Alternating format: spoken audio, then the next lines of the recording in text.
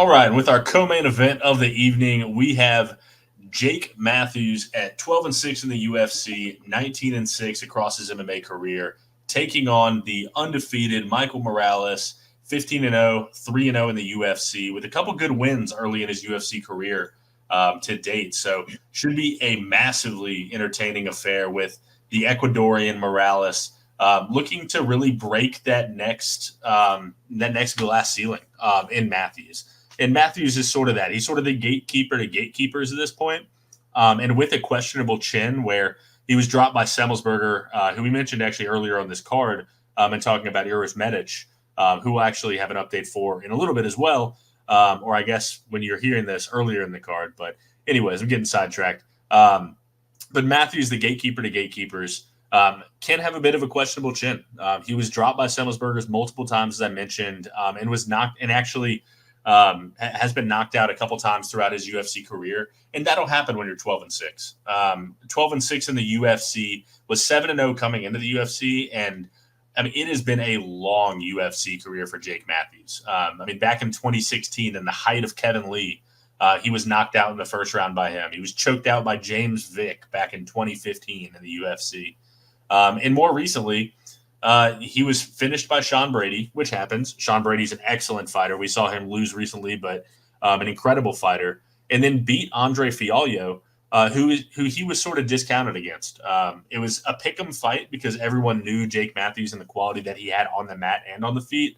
But a lot of people were going with Andre Fialho, and me included, because of the power that he possesses.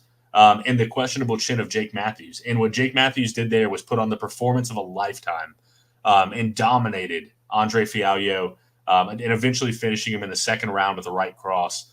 But I recommend you go back and watch that fight if you have any questions or are interested in Jake Matthews and you haven't seen him before, because it was as impressive as possible.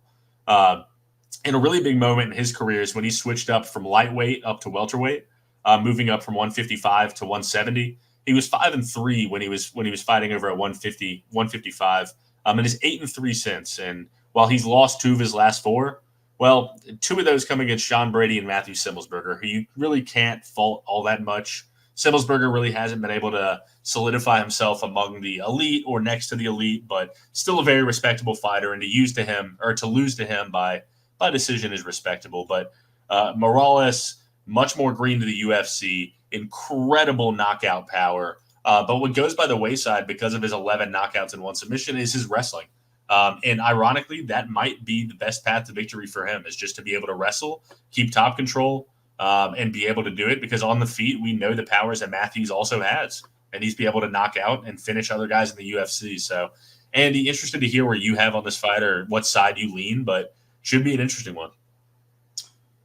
Yeah, so I've gone back and forth on this one because I agree with you. I think that if Morales brings in his wrestling, he might win. The thing with Morales is, though, like, he has that as his base, and it's he's so good at it. He's only got 1 submission win to his name. Most of his wins have come by knockout, which he's got 11 wins in.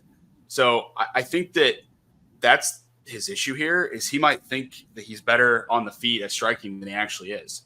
He has so many knockouts, and he's got a lot of guys that he trains with that are encouraging him to fight in this style, even though we know that wrestling base that he has is so strong.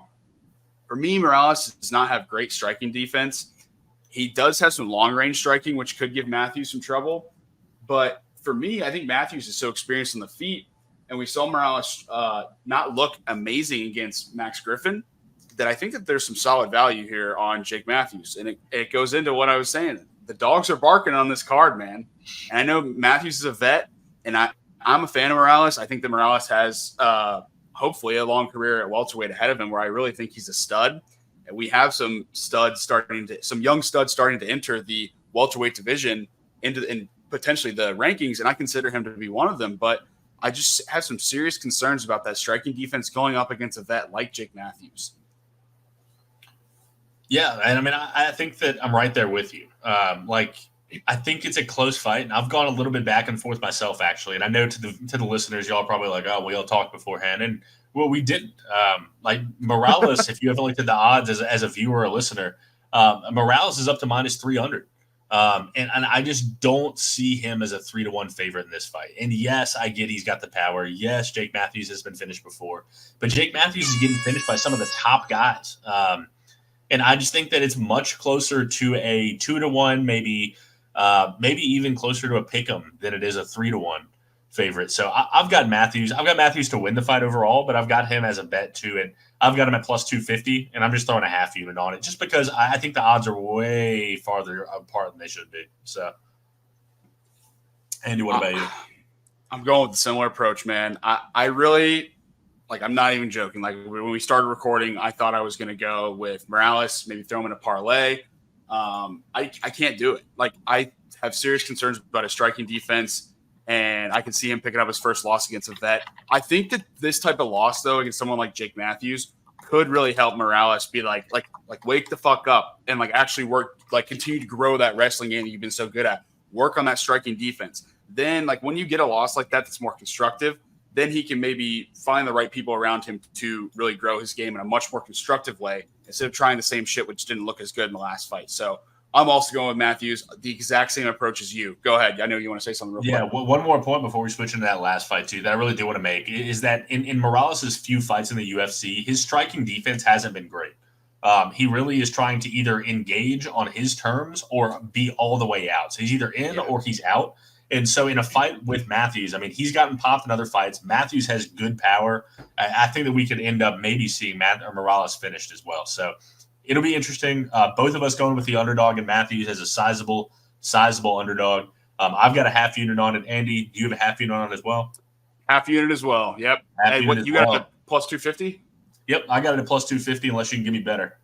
Nope, plus 250. Plus 250 it is. Both of us going with Matthews at plus 250 for a half unit. On to the main event of the night, Brendan Allen versus the Bear Jew, Paul Craig. We'll see you there.